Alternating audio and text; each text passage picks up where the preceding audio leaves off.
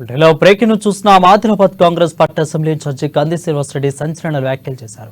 కన్నతల్లి లాంటి కాంగ్రెస్ పార్టీని చీల్చే కుట్ర మరోమారు జరుగుతుందని, కాంగ్రెస్ శ్రేణులందరూ అప్రమత్తంగా దాన్ని తిప్పికొట్టాలని శ్రేణులకు కంది శ్రీనివాసరెడ్డి పిలుపునిచ్చారు. తను లేని సమయంలో కొంతమంది వెనకేసుకుని నాయకుడిలా చలమని అయ్యేందుకు కుట్ర చేస్తున్నారని కంది శ్రీనివాసరెడ్డి ఫైర్ అయ్యారు. వెనుకుండి వెన్నుపోటు పొడిచే నాయకులు పార్టీలో కొందరున్నారని, పరోక్షంగా అలాంటి వారి పట్ల జాగ్రత్తగా ఉండాలని ఆయన హితవు పలికారు.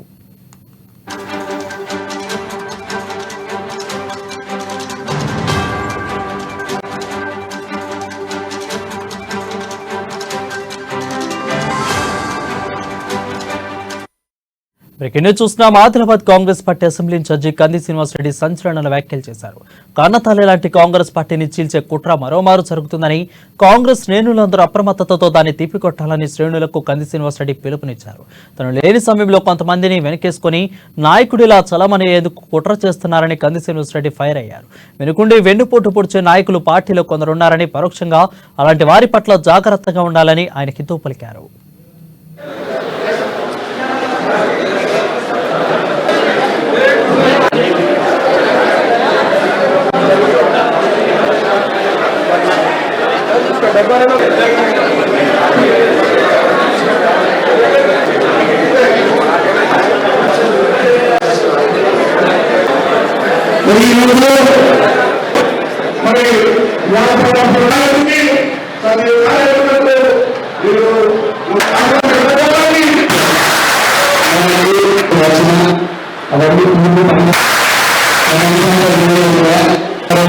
అందరూ కూడా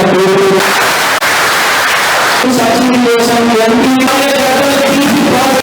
సబ్సిడీ కోసం ఆయన చేరుకు సబ్సిడీ కోసం ఎంపీటీసీని అమ్ముతున్నటువంటి వ్యక్తి ఈరోజు చెంచాలలో గోరుగాని చెంచాలలో కూటలాగా మొదలుతే కార్యకర్తలు తీసి పాదరేస్తారు బిడ్డ పాదరేస్తారు అమ్ముకోలేదా?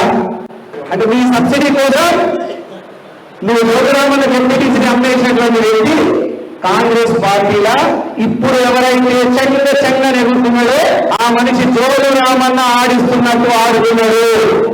మీరందరూ గుర్తుపెట్టుకోండి. ఎందుకు చెప్పాలా? జోలు రామన్న పని ఖాళీ అయిపోయింది.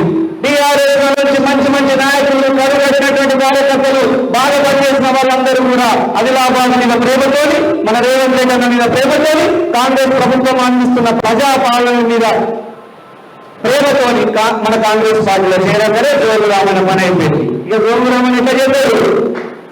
జోగు రామన్న శిఖండి రాజకీయాలు చేయడంలో జోగు రామన్నని మించినోడు లేదు.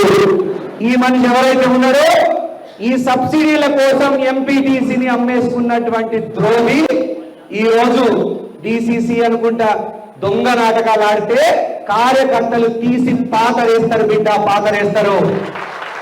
కంది శ్రీనివాసరెడ్డి రాకముందు కాంగ్రెస్ పార్టీ ఎట్లా ఉందో ఆదిలాబాద్ లా, కంది శ్రీనివాసరెడ్డి వచ్చిన తర్వాత కాంగ్రెస్ పార్టీ ఎట్లా పెరిగింది అనేది మీ అందరికీ తెలుసు. నేను చెప్పాల్సిన పని ఉన్నదా?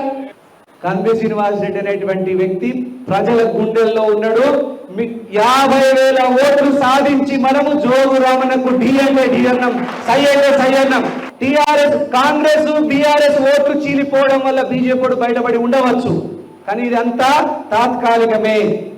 మీరు గుర్తుపెట్టుకోండి. కంది శ్రీనివాసరెడ్డి లోపల ఎవరైనా చావ తగ్గిందనంటే పంతం పెరిగింది, జిద్దు పెరిగింది, కానీ ఆదిలాబాద్ని అభివృద్ధి చేసుకోవాలనే జిద్దు పెరిగింది. కానీ కంది శ్రీనివాసరెడ్డి అన్నట్టు వెనకాలకు వెయ్యడు. ప్రతి ఎన్నిక గెలవాలని, ప్రజలందరికీ మరింత మేలు చేయాలని నేను మనస్ఫూర్తిగా కోరుకుంటా ఉన్నా. ఎలక్షన్ ఏదొచ్చినా కాంగ్రెస్ పార్టీయే గెలుస్తుంది. మీరందరూ కూడా సన్నద్ధంగా ఉండండి. ఊర్లలో ఈ పార్లమెంటును గెలిపించుకోవడానికి, ఆదిలాబాద్ పార్లమెంటును గెలిపించడానికి, ఆదిలాబాద్ అసెంబ్లీ నియోజకవర్గం నుంచి 50,000 మెజార్టీ ఇప్పించాల్సిన బాధ్యత మనందరిది. సోనియా గాంధీకి గిఫ్ట్ ఇవ్వాల్సినటువంటి బాధ్యత మనందరిది. రాహుల్ గాంధీ గారిని ప్రధానమంత్రి చేయాల్సినటువంటి బాధ్యత మనందరిది. 17 పార్లమెంట్లకు 17 గెలవాలని మనం టార్గెట్ పెట్టుకున్నారు. మనం 17 గెలుస్తున్నాం. ఆదిలాబాద్ మొట్టమొదటి రిజల్ట్ ఆదిలాబాద్ పార్లమెంట్ నుంచే రావాలన్నది మన కోరికగా ఉన్నది. అభ్యర్థి ఎవరైనా పర్వాలేదు. అధిష్టానం మీరందరికీ గుర్తు చెప్తున్నా, పార్లమెంట్ ఎలక్షన్లల్లా అధిష్టానం ఏ అభ్యర్థిని పెడితే ఆ అభ్యర్థిని గెలిపించే పూచి మనది. ఎవరికి టికెట్ ఇచ్చిన అధిష్టానం మనమందరం కూడా మరొక్కసారి కాంగ్రెస్ పార్టీ అధిష్టానానికి మనం ఇక్కడ ఉన్న వాళ్ళందరం ఏకగ్రీవ తీర్మానం చేసి పంపుదాం. అభ్యర్థి ఎవరైనా అధిష్టానం పెట్టని 50,000 మెజార్టీ ఆదిలాబాద్ అసెంబ్లీ నుంచి ఇద్దామని.